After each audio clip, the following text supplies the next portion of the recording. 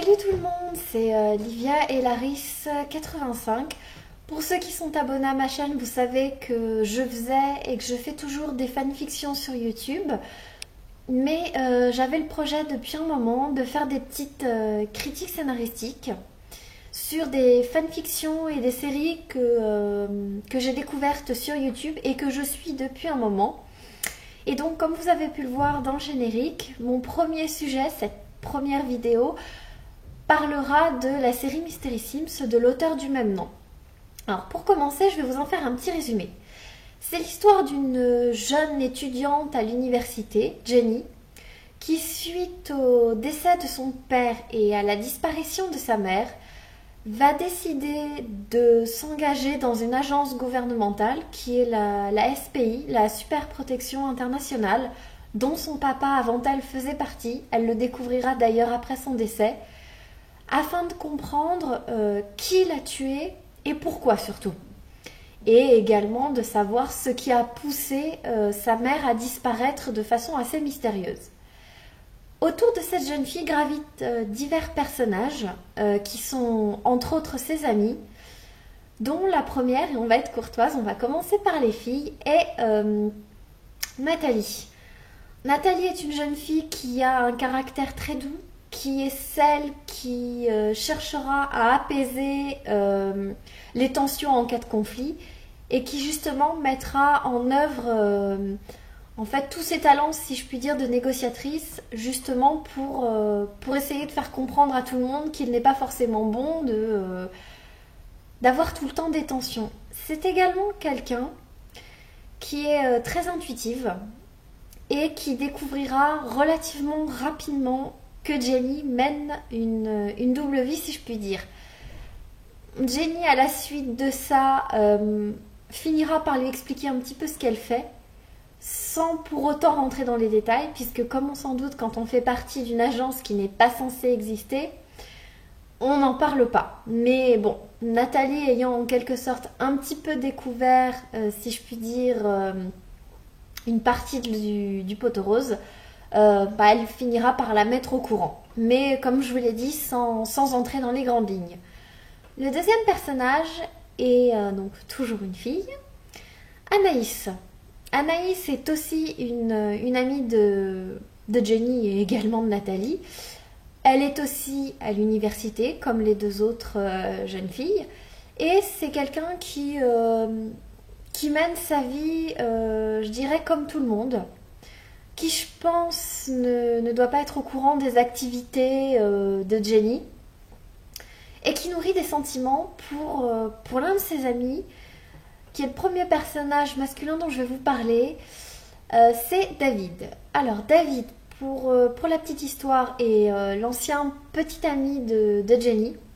Ça n'a pas fonctionné entre eux, pour les raisons suivantes, je pense, qui sont que Jenny mène une double vie, donc à force de s'absenter sans aucune explication, ou alors avec des explications pour le moins peut-être un peu illogiques, a fini, je pense, par se dire que ça ne fonctionnerait pas entre eux. Et d'autre part parce que Jenny, ayant, comme je vous l'ai dit précédemment, vécu quand même un drame personnel assez lourd, je pense que c'est quelqu'un qui n'est pas du genre à vouloir se livrer complètement, certainement par peur de souffrir, et on peut très bien comprendre qu'elle le fasse.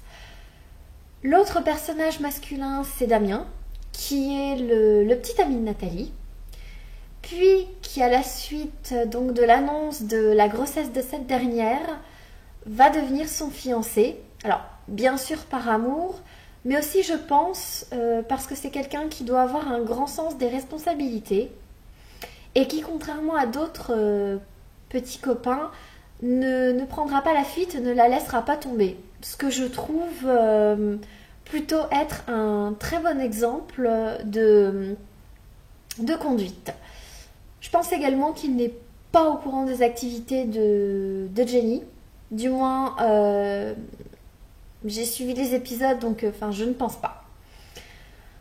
L'autre encore personnage masculin, toujours, c'est Nicolas, qui est directeur de l'agence où travaille Jenny et également son employeur, qui est quelqu'un, je pense, qui en sait beaucoup plus qu'il ne veut bien lui dire sur les circonstances du décès du père de Jenny et je pense aussi de la disparition de sa mère.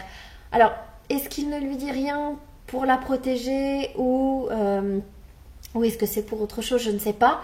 Mais voilà, c'est quelqu'un qui, à mon sens, doit en savoir beaucoup plus que ce qu'il lui en dit tout au moins. Alors peut-être qu'au fil des épisodes, on en apprendra un peu plus. Mais bon, pour le moment, on ne sait pas grand-chose. Le dernier personnage masculin, alors c'est Anthony, qui est le frère d'Anaïs, et qui rencontrera Jenny au cours d'une mission. Et on va dire que leur relation ne démarre pas, si je puis dire, sous les meilleurs auspices, puisque quand il va la croiser, il la prendra, je pense, pour une ennemie, et l'assommera. Ce qui, plus tard, disons, fera que leur relation sera pas vraiment ce que j'appelle au beau fixe. Forcément, quand on se fait assommer, voilà quoi, on n'est pas très, comment dire, on n'apprécie pas trop et ça facilite pas forcément les futures relations.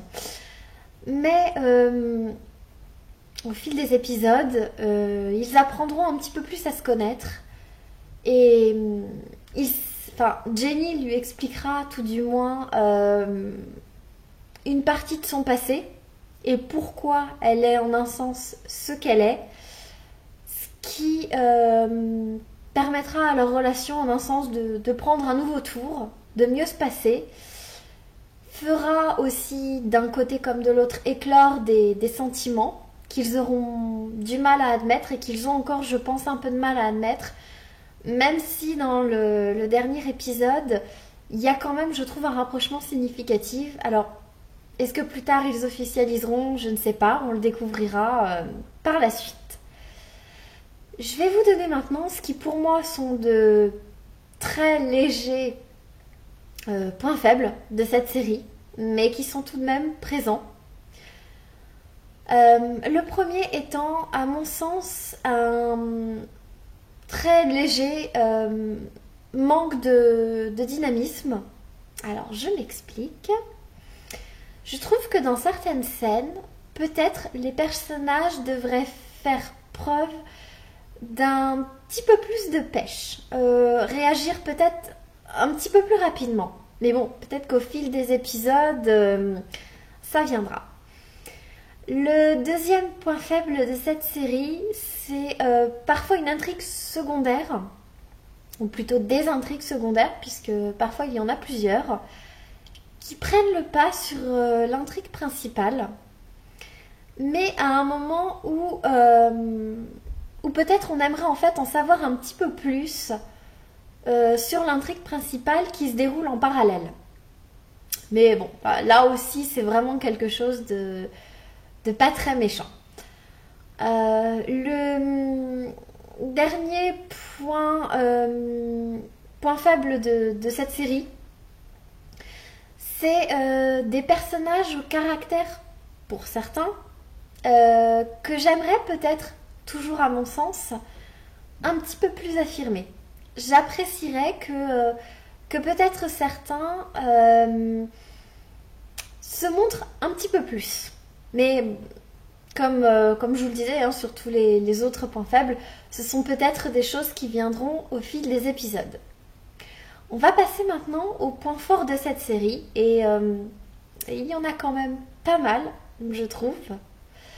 Le premier étant que les personnages sont très attachants, parfois très touchants, puisqu'au fil de tous les épisodes, on découvre soit un pan de leur personnalité, soit un pan de leur passé, ce qui les rend touchants et très attachants.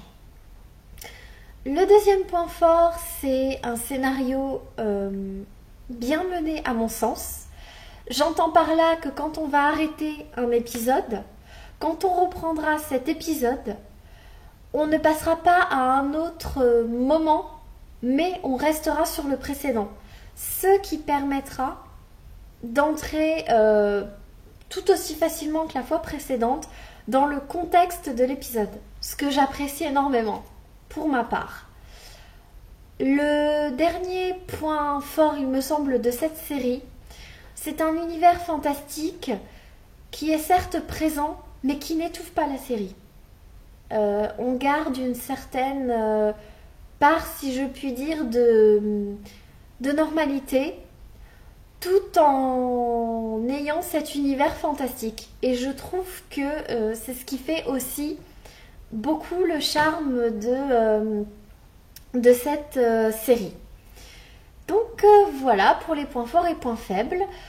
En conclusion, c'est une série que je trouve pleine de fraîcheur, dans laquelle on entre facilement et où on passe un très bon moment, qui vous donnera vraiment envie de mener l'enquête avec Jenny et un petit peu avec tous les autres personnages qui gravitent autour d'elle, et qui, je pense, a encore beaucoup de surprises à nous dévoiler, et tout autant, je pense, d'intrigues qui seront certainement mises en place par la suite. Voilà pour cette première vidéo, j'espère qu'elle vous aura plu. Mettez-moi dans les commentaires ce que vous en avez pensé. N'hésitez pas, si vous le souhaitez, à la partager, à vous abonner à ma chaîne, à aller faire un tour sur la chaîne de Mystery Sims, que dans l'ensemble je trouve vraiment très bien, et aussi à juger par vous-même ce que vous en pensez. Je terminerai sur une petite dédicace à un ami qui m'est très cher, qui m'a encouragée à faire cette vidéo, que je remercie également de son soutien. Voilà, hein, JP, si tu passes par là, tu sais que c'est pour toi. Et je remercie encore une fois l'auteur qui m'a permis de mettre ce projet en place, de parler de sa série. J'espère qu'elle appréciera la vidéo. Et je vous fais des gros bisous et j'espère pouvoir vous retrouver pour une prochaine vidéo très rapidement.